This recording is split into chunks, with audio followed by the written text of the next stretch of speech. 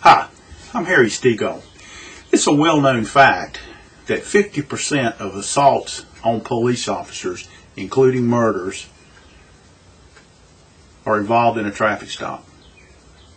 It's also a well-known fact that police officers that receive state-mandated basic law enforcement training and then go on to work for a smaller department that cannot afford to have their own academy don't receive the extensive training that a highway patrol or a state police agency does dealing with traffic stops. What we're trying to do here today is to give these young officers that have completed BLET but don't have the experience level an advantage when they're working traffic. Now, the word police psychology is almost in every department today, applied in almost every different way. But let's talk about psychology on a traffic stop. When you go back to work, I want you just to drive down the road, meeting and passing vehicles, and notice how many drivers turn and look at you. Now, you all know that when you have a wreck, then people are going to look when you're out there investigating. But look at the people that turn to see what you're doing. That's their internal psyche telling them to look.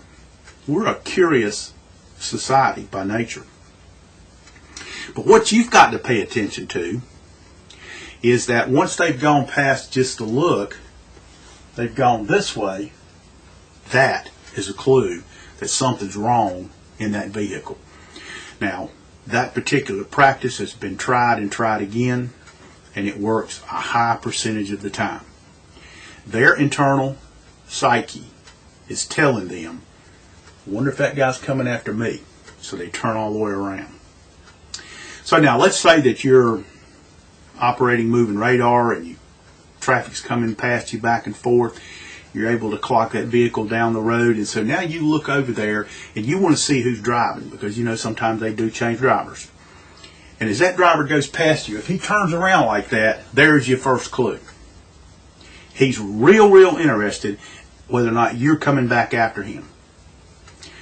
So now you know there could be something wrong in that vehicle. Now, you've turned around the vehicle and you've start to make your approach to the rear of his or her car.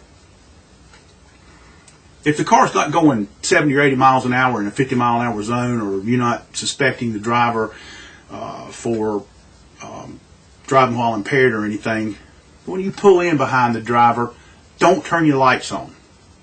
Let's use some more psychology.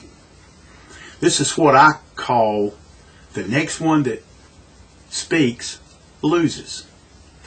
You know, if you're in an interrogation with someone and you ask that suspect a question and he or she gives you an answer, I always say the next one that speaks loses. If you go on to the next question and he gives you an answer and you go on to the next question, you're letting him think that he's getting away with everything. But after this person, the suspect, gives you an answer, don't say anything. Let him or her make the next move. Because if they've lied to you right away, they're going to start trying to fabricate a better story to get you to believe that lie. And sometimes you just sit there and they just start talking and keep right on going. So you're using the same psychology by pulling in behind this vehicle and not doing anything. Just follow them if you can. Now, their guilty conscience is jumping all over them saying, oh my God, what am I going to do with this gun I'm not supposed to have? Or what am I going to do with this nickel bag of marijuana I'm not supposed to have? Or what am I going to do with this little bit of cocaine? So the next thing you know, they're over there trying to get into the glove box without you seeing them. Or they're throwing something over the back seat. Or if there's passengers in the vehicle, they're back there bending down and cramming stuff under the seat. All of that gives you a clue that something's going on. Okay? Just because you gave them a little bit of extra time to show their hand. So that's what you want to do. Then you turn the light on and you make you stop. So now you've got some advantage points that you wouldn't have had if you hadn't been paying attention to how they viewed you when they passed you and what they're doing when you pull up behind them. The next thing I'll talk about is, are you seeing what you're looking at? Are you seeing what you're looking at? So you look at the back of the vehicle and you see the passengers in there. Are you seeing them go under the seat or beside the seat? That's a big deal. But the other thing is, have you noticed the registration on the vehicle? If it's tied on with fishing line, which I've seen. If it's tied on with string, which I've seen. If it has a popsicle stick tucked in the hole and ground down so it'll fit, which I've seen.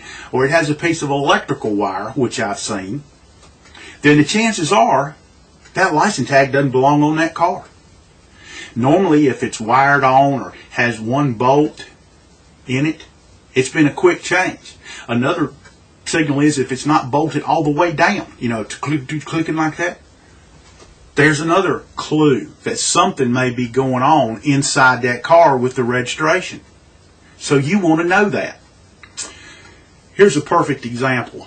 Memorial Day weekend 2015, North Myrtle Beach City police officer was sitting at a traffic light doing what he was supposed to do, and that's observe the surroundings, not talk on his cell phone.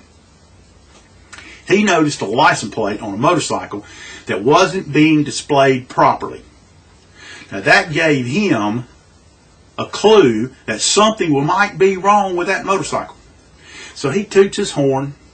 He points to the parking lot across the street for the motorcyclist. Motorcyclist knows something's wrong. He knows the police are onto him now, so he guns it, rips through the intersection. A car's making a left turn. The motorcyclist hits the boat being pulled by the car, knocks the boat off the trailer, and kills the motorcyclist. So after they got the scene cleaned up and started running VINs and license tag numbers to see everything matched, they found out that the motorcycle had been stolen in Alabama about a month earlier. So that observant police officer, because that registration on that motorcycle wasn't attached properly, it gave him a huge advantage that something was wrong. So unfortunately the motorcyclist died, no fault of the police officer. So you want to try to gain every advantage that you can while you're making your stop. One of the best things to give officers advantages is onboard computers. Please don't make an approach to a car unless you've run the 2829 on that computer and found out if it's stolen, if the insurance is right on it, and who the owner is. Now all that may come back clear. It may be registered to Mr. John Smith. And when you get beside the driver's door and someone hands a driver's license out to you and it says Mr. Phil Johnson, now you have an advantage that they don't know you have, because you know that the car is registered to someone else. Maybe Mr. Johnson's in the car. Maybe he's not. Maybe he's in the trunk. But now you can start asking questions because you have an advantage. You know who the car is registered to. That's important.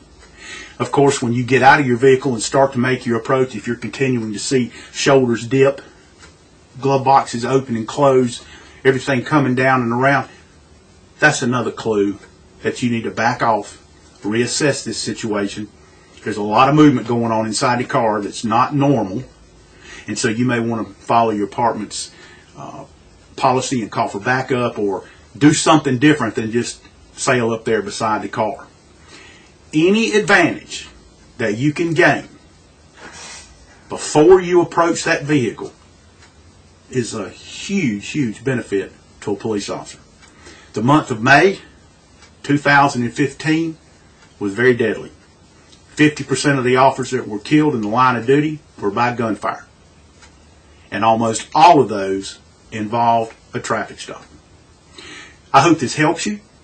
Please be safe, and thank you for the job that you do.